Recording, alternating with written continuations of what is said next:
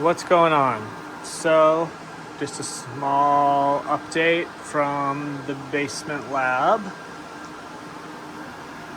So, the T1 card showed up, and I got that installed. I'm waiting for some of these RJ21 jumpers so I can get it jumped over to my little wallboard I put up. And I moved some circuits over here, so I got two 25 pair cables terminated into this.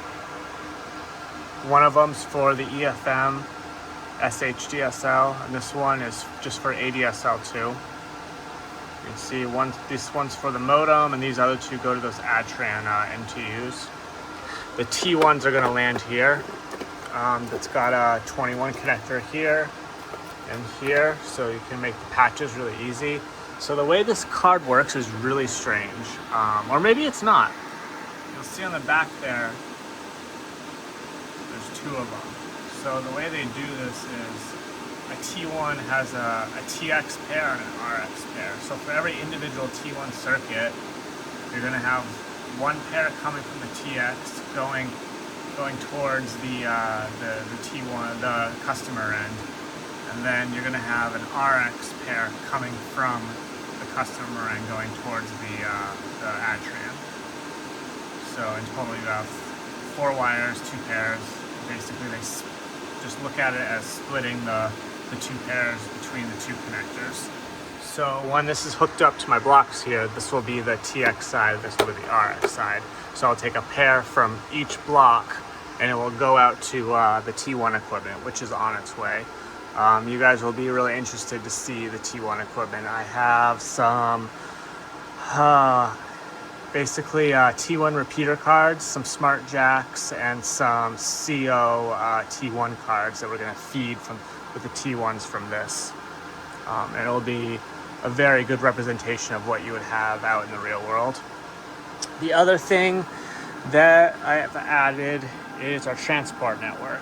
So as before, this goes out to my main network over there and feeds the internet into this and all that stuff. This goes, what does this one go to? I forget. Okay, so this guy right here feeds the input to this first switch.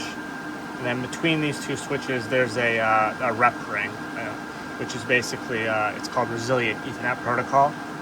So it's almost like hitless failover. So if you lose one of these fiber connections, it switches over to the other one extremely quickly, like millisecond quickly. And we're also now feeding the entire Adtran chassis from this bottom switch. That was just kind of a test of concept to make sure traffic was flowing. So now what happens is all of the EVCs used within the unit get dumped on to what's called a MEN port. You can think of it as a trunk. It sends all those VLANs or EVCs down here, hits the switch, rides from one side to the next switch, and then from this switch it rides into the router and gets terminated into whatever appropriate services it needs to be in. So the other thing we got going now is I got 4 pairs now to each Adtran CPE here, and this is fully working now. And I found these really cool little adapters. Before, I was having to run one entire 25 pair cable to each one of these and terminate it over there, which was, really wasteful. So they make these little adapters here that allow you to just break out that RJ21 into 8 separate ports. And I'm feeding one SHDSL pair into each port. So 1, 2, 3, 4, 1, 2, 3, 4.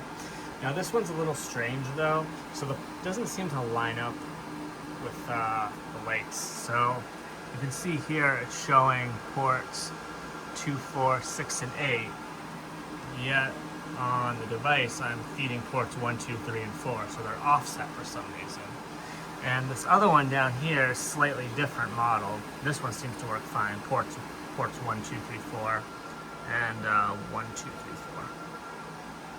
And the next thing that I got running, I finally got vectoring running, bonding on the DSL pairs. So now there's 2 separate DSL pairs running into this modem from the DSL card here. You can see pair 1, pair 2.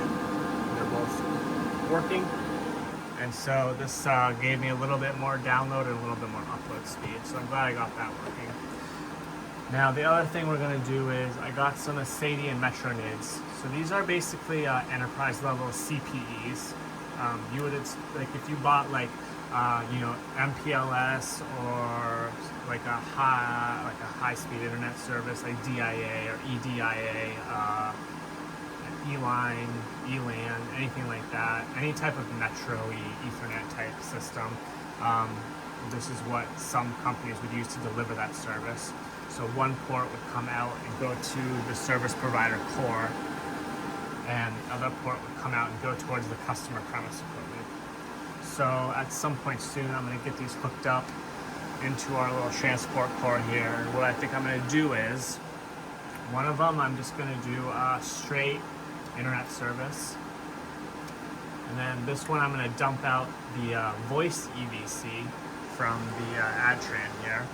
And I'm going to pipe that into an Adtran 924E and dump it back out as a PRI or another T1 to really replicate how a lot of service providers would provide combo internet and voice service.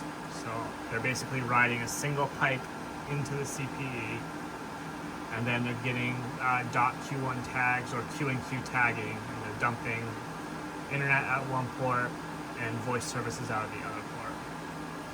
The other thing I might do is maybe set up some Metro stuff between the two, so maybe like an E-Line or ELAN or layer 2, layer 3 VPN between ports. I'd like to try that as well. And this other cool little thing I got.